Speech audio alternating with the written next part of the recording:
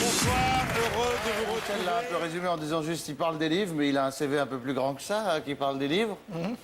Et qui parle des livres, voilà. Et donc, voilà. Alors maintenant, non, c'est bien, le il faut petit lire. nouveau qui vient d'arriver, qui nous parle de la télé, il a depuis 1 mois seulement, il s'appelle Théophane. Alors tu te présentes et tu dis ce que tu veux. Théophane, mesdames, messieurs. Alors maintenant, qu'est-ce que tu peux dire sur Jean-Pierre? Jean-Pierre, bah voilà, Jean-Pierre qui nous fait des plats pour pas cher. Donc, je me suis bien planté en choisissant cette... Merci Jean-Pierre, Théo. Donc, si vous voulez... Non, mais en revanche, non, de la soupe au potiron. Alors, toi qui as l'air d'être très intéressé par ce qui est aphrodisiaque, je vais te donner un tuyau qui coûte pas cher, c'est le pépin de potiron. Pépin de potiron, tu le laves et vous le faites griller dans le four. Avec un peu de sel. Et puis vous mettez un petit peu de sel. Ah, t'as déjà essayé? C'est vrai que ça fait du bien? C'est succulent. Ah, non mais c'est pas... C'est mieux que la pilule bleue. Est-ce que ça fait vraiment cet effet? Et ça, c'est souverain, c'est mieux que n'importe quel médicament. Des graines de potiron. De graines de potiron. Avec du sel au four. Michel, t'en veux? Bon, allez, on va maintenant parler de télévision avec Théophane. Mon petit Théo, tu mangeras après. Alors Théo, un événement important cette semaine sur France 3.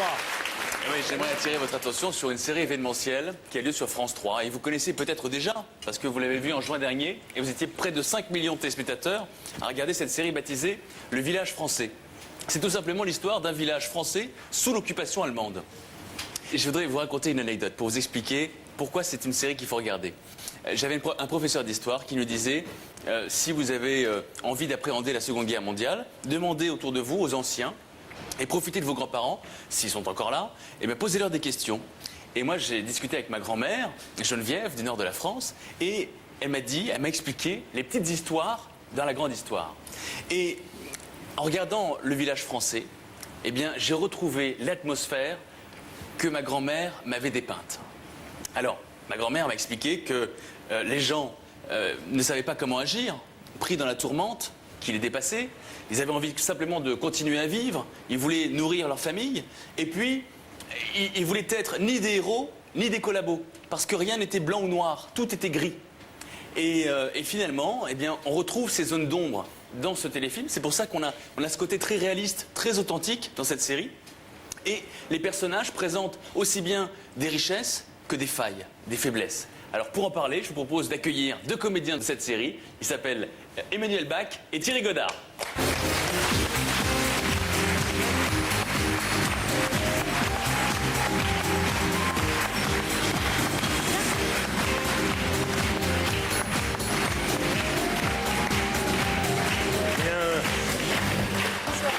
Bonjour Emmanuel.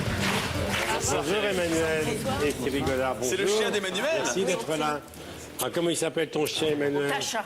Le mien me manque tellement. Sacha, viens à côté de moi. Tacha. C'est pas Tacha de Vasconcelos. Tacha, non, c'est pas Tacha. Sinon, elle serait là depuis 2 heures. Alors, Thierry Godard, vous jouez le rôle d'un entrepreneur qui va travailler avec la commandanture du village et vous êtes un des notables du village. Vous jouez le rôle de Raymond Schwartz et vous êtes marié à Janine Schwartz qui est incarnée par Emmanuel Bach.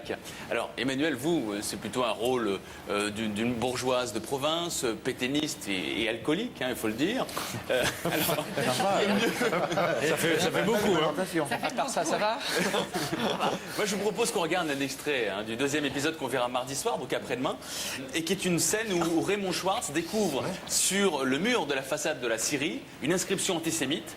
Et durant tout le téléfilm, vous allez devoir prouver que vous n'êtes pas juif pour pouvoir sauver votre entreprise. On regarde ça et on commente ensuite ensemble. C'est quand même insensé cette histoire. Emmanuel Bach, pourquoi vous avez accepté de jouer ce rôle ? Parce que c'est pas tous les jours qu'on joue une pétainiste alcoolique. Et, non, c'est un très joli personnage, très complexe et très avec beaucoup de failles, beaucoup de profondeur. Et parce que c'est un plaisir de jouer avec Thierry Godard et Philippe Tribois, son nom. Et Philippe Tribois qui réalise, Frédéric Krivine qui a écrit donc cette série, et aidé de Jean-Pierre Azéma, qui est un historien expert, prof à Sciences Po. Thierry Godard, vous, est-ce que vous avez appris par exemple des choses sur la nature humaine ou sur l'histoire en jouant ce personnage? Déjà, ma grand-mère s'appelle Geneviève aussi. Ah bon, on a un point commun alors. Et alors, ce que j'ai appris, c'est que... non, j'ai appris, oui, l'histoire qu'on connaît mal, en fait. On a vu le chagrin et la pitié, par exemple, de Marcel Fus, qui nous a tous un peu replongés dans cette histoire. Et c'est un travail, j'ai l'impression, qu'on n'a pas fait, nous, par rapport à... Un travail qu'ont fait les jeunes Allemands, les jeunes Autrichiens.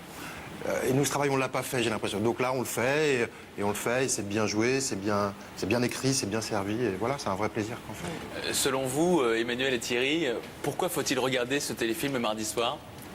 Parce que ça relate le quotidien, comment chacun fait des petits arrangements avec la vie selon ce qu'il est, selon son origine, et que c'est pas manichéen, et que la vie, c'est toujours un peu... Il faut rappeler que c'est cette période-là, année par année. Oui, tout à fait. Là, c'est l'année 41. 41, parce que c'est la deuxième saison. La deuxième saison a commencé d'ailleurs mardi dernier. Et vous avez fait un très bon score, parce que vous étiez en deuxième position des audiences, avec près de 4,5 millions de téléspectateurs. Donc merci d'avoir suivi Emmanuel et Thierry. Vous allez continuer à voir dans les semaines suivantes. Est-ce que vos parents, comme la grand-mère de Théo, vous ont parlé de cette époque? Ma mère, hier, pour la première fois. Ah oui. Ah bon? Ouais, c'était la première fois qu'elle m'a parlé de cette période, et c'était assez marrant, parce que tout d'un coup, elle s'est mise à me raconter des souvenirs, des choses, et c'était... parce que ma mère est allemande, donc c'était un peu... oui. Ouais. Et vous? C'est pas tant ma famille, l'histoire de ma famille, je la connais bien. Ma grand-mère, elle m'a beaucoup parlé de cette période, elle a été déportée, tout ça, donc c'est... Oui, vous avez des familles qui ont souffert de ça, vous. Ouais, voilà. Ouais. Mais le pire, c'est quand on a fait un petit tour de France comme ça, on a fait des projections du village, et c'est tous les gens qui ont plein de choses à dire tout le temps sur cette période. Et c'est là où on se dit, il y a encore un travail énorme à faire avec cette histoire. Ouais. Voilà, on vous retrouve donc mardi, c'est un événement. Le service public répond toujours présent.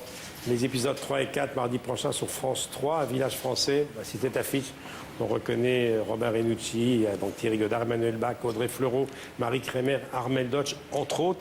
Et c'est réalisé par Olivier Guignard. Il y a Merci. plein d'infos également sur le site de France3.fr. France3.fr. Vous restez avec nous.